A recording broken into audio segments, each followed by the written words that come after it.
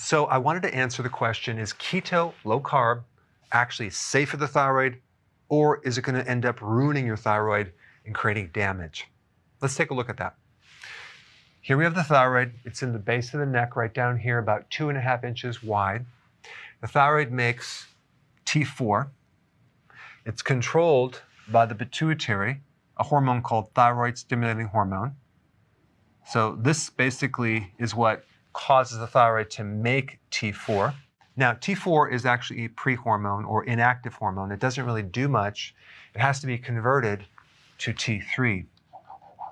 The 4 and the 3 are the number of iodine molecules. So when it strips off an iodine molecule, it becomes T3, it becomes active. This happens through the liver and the kidneys. 80% of the conversion happens through the liver and 20% happens through the kidney. So when you go on a keto or low carb eating plan, it is actually true that T4 will decrease up to 40%. Now that's pretty scary if you're only focusing on this one factor. But we're going to take a look at the whole picture.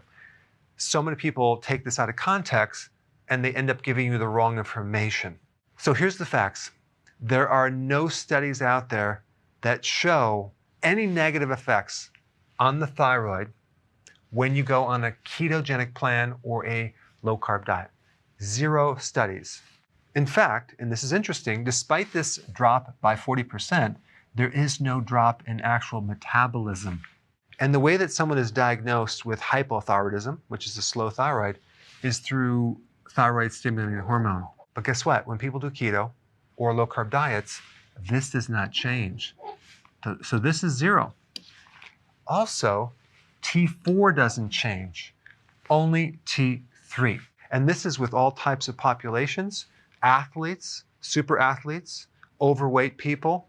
So how do we explain this? Well, here's what's really happening.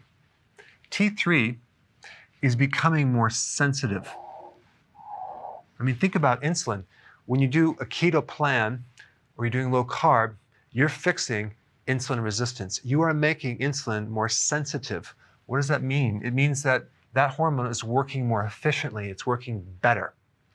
Instead of getting 25 miles a gallon, you're now getting 40 miles of the gallon. So you're actually getting better gas mileage with this T3 becoming more sensitive. I believe what's really happening is that high carbohydrate diets increase the need for more thyroid hormone, and that's why it's higher. And then you go on a ketogenic low carb diet, which I believe really is a normal way of eating. It's a healthy way of eating. This goes down 40%, which is not abnormal.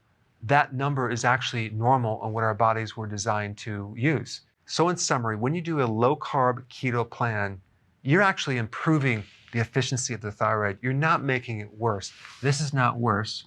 You're just not needing so much T3. Does that make sense? I hope so. Thanks for watching.